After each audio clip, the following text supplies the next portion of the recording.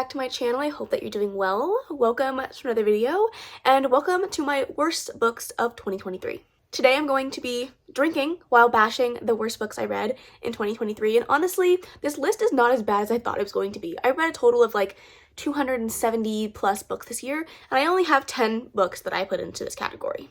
I don't know why I decided that alcohol was the answer for this video in particular, but I'm going to drink at 9:30 in the morning. Because I have to be a functioning adult later on today, and I'm hoping the earlier I drink this, the sooner I can sober up. So without further ado, let's talk about the 10 books that I count as my worst books of the year. Okay, let's talk about 2 poetry collections I read this year. I read them in June for a readathon that I was doing, and we were reading a bunch of poetry. And let me tell you, these 2, I read probably like 20 plus poetry collections in that month, and these 2 stand out as the worst books I've ever read, honestly. And that is the 2 by Gabbie Hannah. Tell me why. Tell me why I did this to myself, because it wasn't good. And then I went and listened to the second one thinking it has to get better, right? No. So the first one is Adult Lessons, and then Dandelion. I can't even remember like the poetry. I don't think there was any like good things to take away from it. There was no exciting things that happened in this like poetry collection. There was nothing heartfelt or memorable or emotionally like drawing at all. It was just a bunch of random shit and super narcissistic and like self-absorbed crap on a page. Like, I want to know who edited this, who let her publish this, who signed off on it, who said it was okay. And listen, poetry is an art, and I feel like you have a leeway. You have the ability to kind of say anything and make it work, because poetry is poetry. But when I tell you that it makes 0 sense and nothing was good, I mean it with my full heart. I gave both of them a 1 star. If I could give it a 0, I would. Honestly, I would, but it deserved the 1, so I'm gonna give it the lowest rating possible. And if I had to pick one over the other, I'd probably pick Dandelion, because Adult Lessons was just so bad. It was so freaking bad. I'm still in shock, and that was 6.5 months ago. Up next, I want to talk about In a Peace Lies Havoc by Emma Jones. This one, I was torn on whether or not to put it in my like most disappointing books or my worst books, and it ended up on this list, and I'm just really disappointed by this one because I've heard great things about this author, and it was not a good book to start with. And even more disappointing on top of that, it was part of my Mystic box, so it was a special edition, and I didn't like it. I didn't like it at all. This one, oh man, let's see if I can even figure this out. This one follows a girl who gets kidnapped and forced to be in this like circus act, and like forced to do all of these crazy things with these 3 guys, or maybe it's 2 guys, I don't even know, that are wishing her harm. You find out deeper into the book that all of these people are connected, and in more ways than one, and there is a mystery going on at the like kind of back end of the story. And when I tell you that I got to the end, first of all, I can't explain the synopsis because I don't know what happened. Secondly, I don't know what happened. Like, I still think about this book all the time, and I'm like, how did we get from point A to point B? How did we get from the beginning of the story to the end? And like everything in between like didn't fucking matter because nothing made sense. Like, it was so confusing. And then on top of that, I like went to go like look at reviews on Goodreads because I must have missed something. And nobody could explain it to me. Not a single person. Everyone was like, it was great. The ending was so good. And I was like, can somebody explain to me what happened? Because I'm lost. I think that the author had some great potential. The story writing, like the actual writing of the book was there.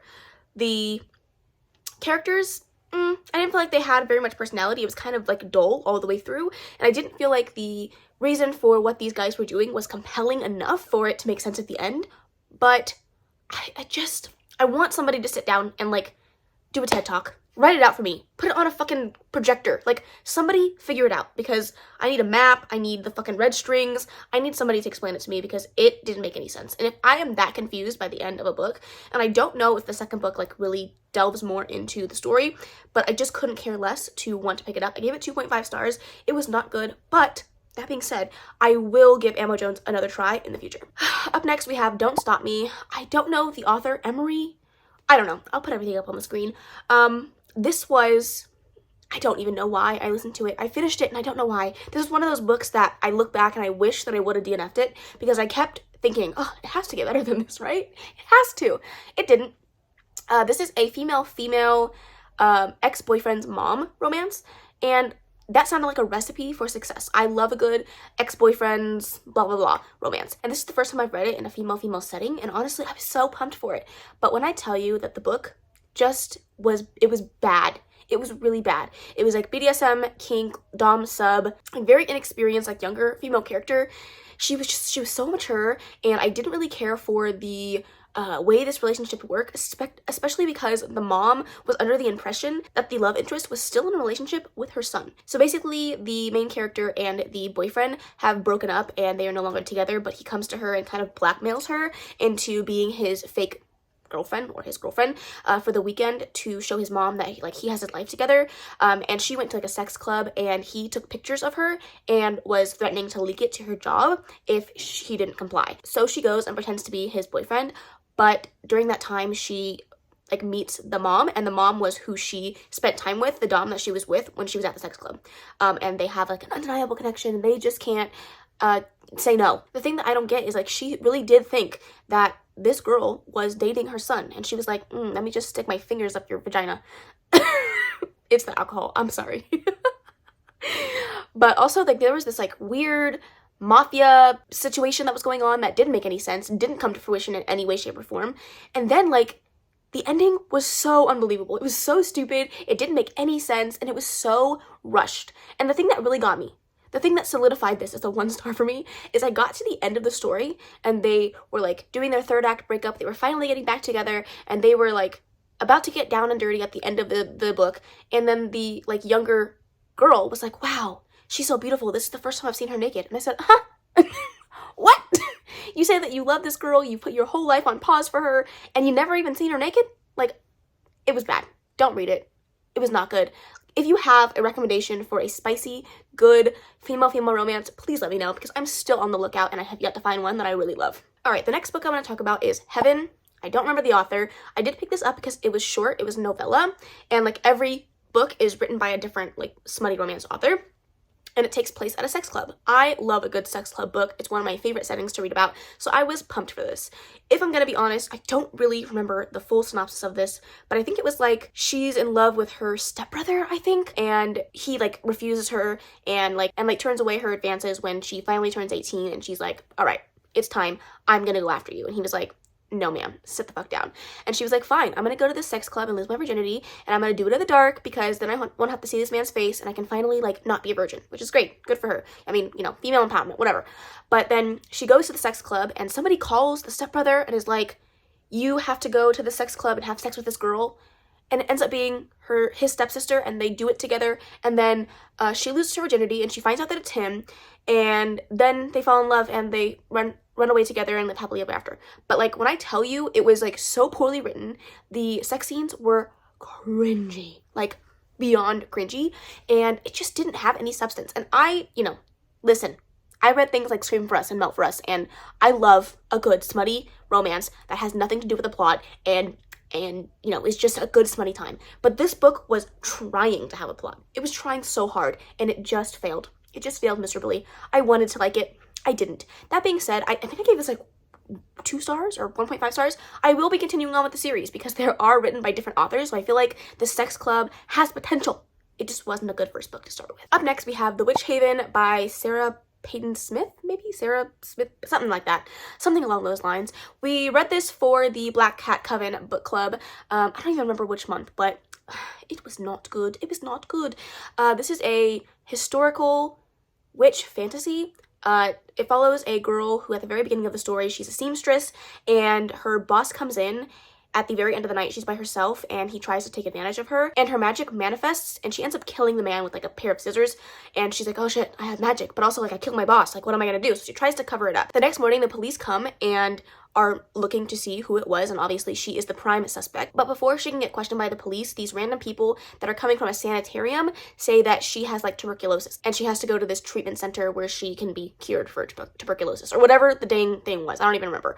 And she gets taken there only to find out that it's not real. It was just a cover. They felt that her magic manifested, and she is now going to the school to learn how to be a witch. And when she gets there, it sounds like so much fun. Like that beginning part of the book was so like intriguing and very like well paced, and I really enjoyed that. And then we got to the school and it all went downhill. There's this like weird romance happening at the center of the book, and the character makes absolutely stupid decisions. The actual school setting was so boring because they were spending the entire time like learning how to be a good housewife, and like I understand that is like of the times, but like I didn't care about reading that, and it was not fun or exciting. This main character had absolutely no regard for anybody else's safety or life or future, like none. She was just making decisions based off of what she thought was best. There's also a murder mystery at the forefront of the story because she is looking into the death of her brother, and she finds out that like this school is somehow connected to the death of her brother, and she's like on this hunt to figure out the truth, and she's willing to sacrifice everybody and anybody to get the answers. It just wasn't good. The ending was terrible.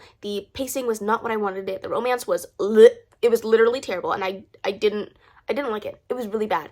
And all of the books that we read for this book club, this is probably my least favorite. I think I gave it 2 stars. It was bad. I wanted to like so many good things, and there were a few things here and there that I found the good in, but mostly it was just terrible. So definitely don't recommend it, and will not be continuing on with that series. Number 7. Oh boy. Listen, like I said, I give a lot of leniency to novellas, but this one, it was so bad, and it was only 25 minutes. It was so bad. But this is Riding the Headless Horseman. I don't remember the author of this one, but the audiobook solidified this as just god-awful. It sounded like, I'm pretty sure actually the author recorded it in like her basement or something, because it was so bad.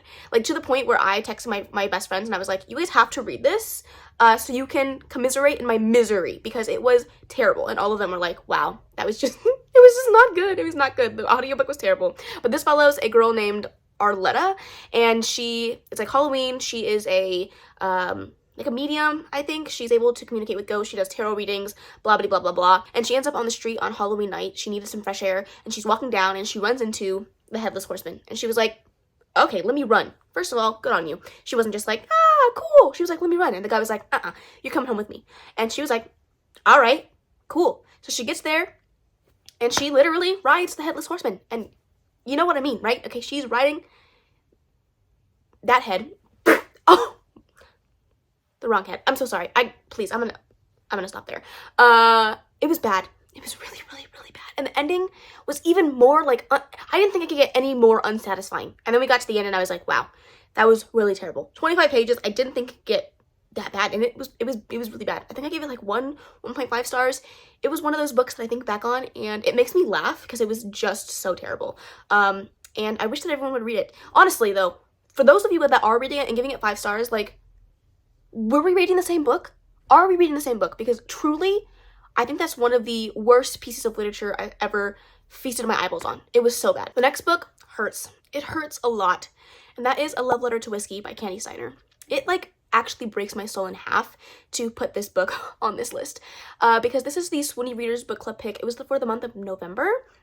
And we were all so excited for it. I've heard nothing but good things. Like everyone is like, on Goodreads, it's like, oh, this is amazing, 5 stars, I cried, it's like tattooed on my soul. And I read it and I wish I could untattoo it from my brain because it was so bad. It was so bad. This one follows a girl who falls in love with a man that she coins whiskey because he has like whiskey brown eyes and she's addicted to him. But she sees him first and he falls in love with her best friend, and it's like a taboo, like wrong time, right person, wrong time romance, although I don't think they were ever right for each other.